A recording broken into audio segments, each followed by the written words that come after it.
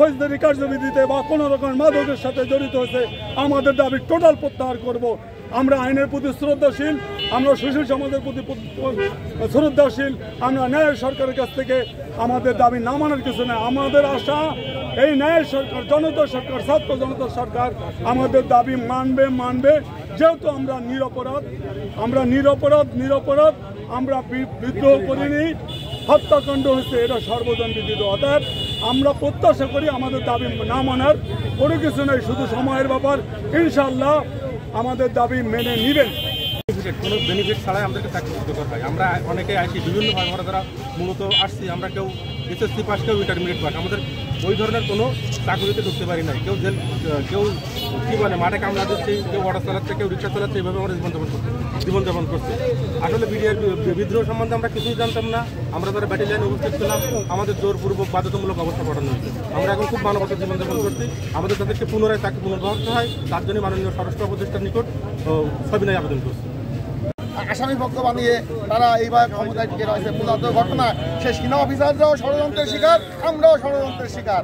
সেই সেনা অফিসারদের পরিবারেরও আমরা যাতে তারা সঠিক বিচার পায় সেই ব্যবস্থা দাবি করছি এবং আমরা যেন পুনরায় চাকরিতে বহাল হতে পারি তার দাবি জানাচ্ছি। সরকার দায় হয়ে গেল, তার দায় চাপল আপনার সেনাবাহিনী দিয়ে, কিন্তু সেনাবাহিনীর হুকুম দিল কে? এই সরকার ছিল, যে তৎকালীন সরকার ছিল সেই করলো। এবং এই হুকুমদাতা যা আপনার এখন প্রত্যেকটা জনগণ কিন্তু এটা পরিষ্কার করছে এবং পূর্ণাঙ্গ তদন্ত এটা আপনাদের সামনে আপনারা বের করছেন এখন। এবং যারা 57 সেনা কর্মকর্তা পরিবার এটা বের করছে, তাদেরকে বলা হয়েছে 15 বছর সবাইকে মুখ বন্ধ করা হয়েছে এবং আমাদেরকে অন্যায়ভাবে আপনারা করা হয়েছে।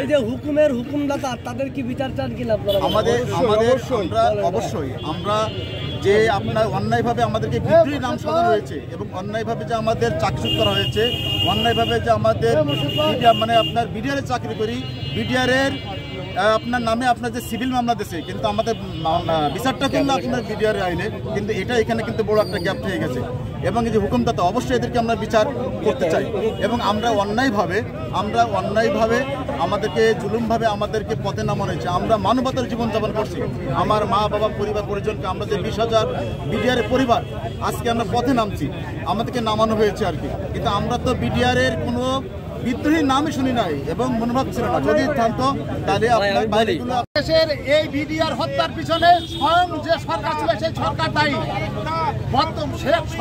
শেখ হাসিনা সরকার পরিকল্পিতভাবে নানক তাপস, সারা খাতুন এদের মাধ্যমে তাদের পরিকল্পিতভাবে আমাদের এই হত্যা ঘটিয়েছে। তার বাস্তব প্রমাণ আপনাদেরকে জানাই দিচ্ছি। 1972 সালে যখন দেশ স্বাধীন হয়, সেই সময় এই সরকার ক্ষমতায় আসার পর এই বিডিআর বাহিনীকে নষ্ট করার জন্য রক্ষী বাহিনী গঠন করে এই বিলখানায় দেওয়া হয়। তারপর জনগণের চাপে পড়ে এই বিডিআর বাহিনীকে আবার পুনরায় বিলখানায় নেওয়া হয়। আমরা বিডিআর যারা আছি নির্দোষ, আমরা এই হত্যাকাণ্ড ঘটাই নাই। যে সকল চৌকস অফিসার, অভিভাবক তুল্য অফিসাররা নিহত হয়েছেন, তাদের প্রতি গভীরভাবে সমবেদনা জ্ঞাপন করছি। তারা আমাদের অভিভাবক সমতুল্য অফিসার। আমরা তাদেরকে হত্যা করি নাই, একটা হত্যাকাণ্ড ঘটানো হয়েছে। আমরা 25শে ফেব্রুয়ারি শহীদ দিবস হিসাবে ঘোষণা চাই। এবং এই হত্যাকাণ্ডের পেছনে অনেক রাজনৈতিক, অনেক কূটনৈতিক পরিকল্পনা, কুচক্রে মহল কাজ করেছে। আজকে এই সমস্ত